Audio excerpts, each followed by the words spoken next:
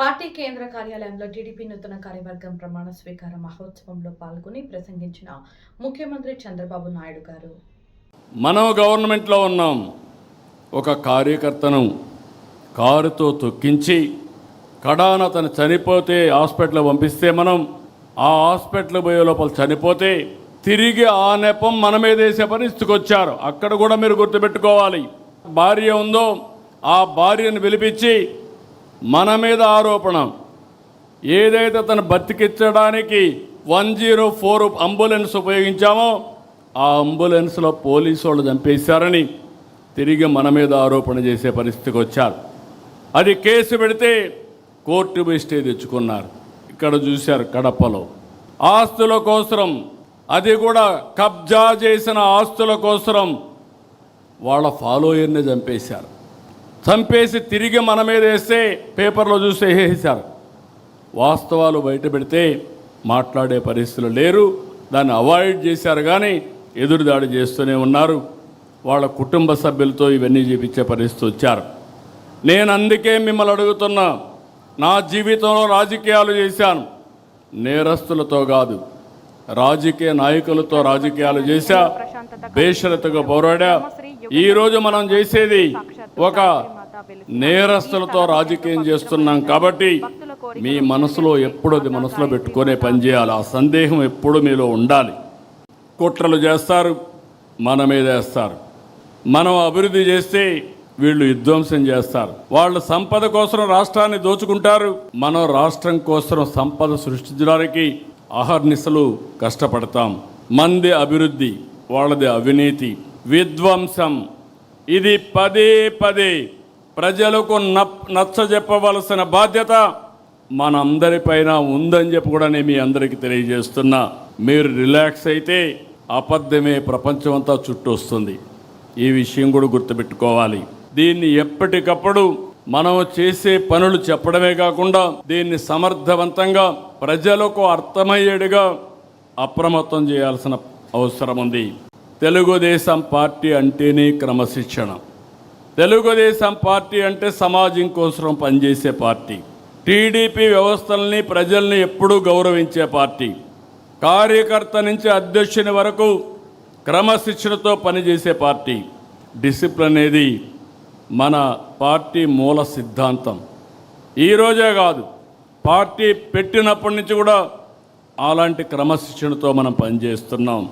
ప్రజలతో సౌమ్యంగా ఉండాలి, ప్రజలకు అందుబాటులో ఉండాలి, ప్రజలకు ప్రభుత్వానికి వారధిగా మీరు పనిచేయాలి. మీరు తప్పు చేస్తే పార్టీకి ప్రభుత్వానికి చెడ్డ పేరు వస్తుంది.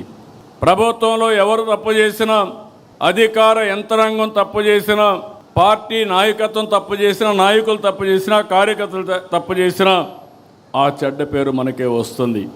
నేను చాలా స్పష్టంగా మిమ్మల్ని అందరినీ కోరుతున్నా.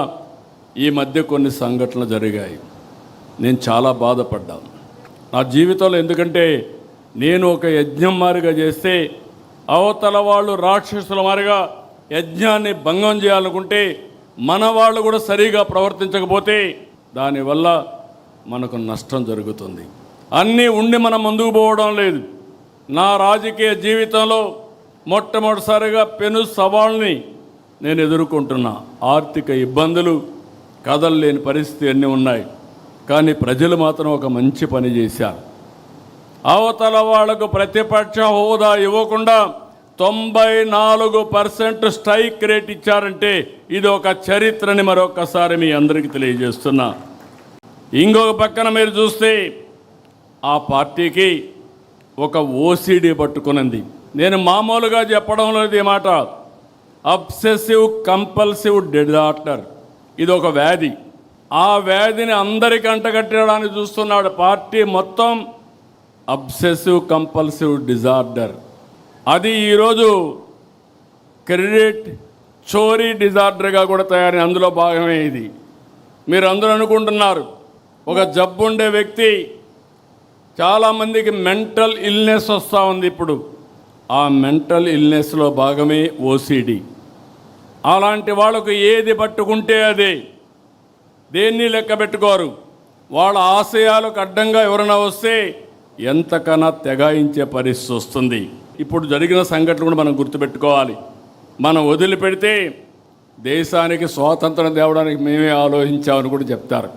అది నమ్మతారని కాదు, వాళ్ళ మనస్తత్వం.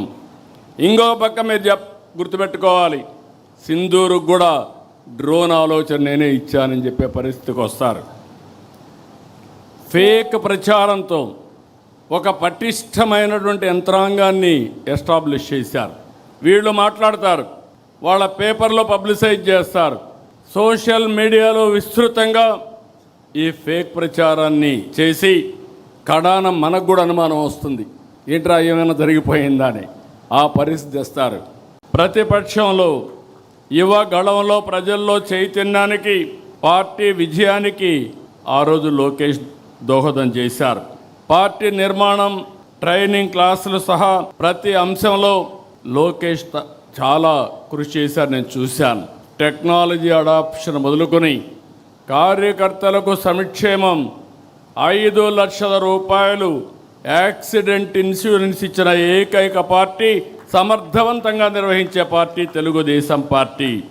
గవర్నమెంట్లో చైర్మన్ ఇన్వెస్ట్మెంట్ ప్రమోషన్ కోసం అపాయింట్ చేస్తే ఏదైతే చెప్పామో 20 లక్షల ఉద్యోగాలు హామీని నెరవేర్చేందుకు అనునిత్యం పనిచేస్తున్నారు. చాలా వరకు ముందుకు పోయారు.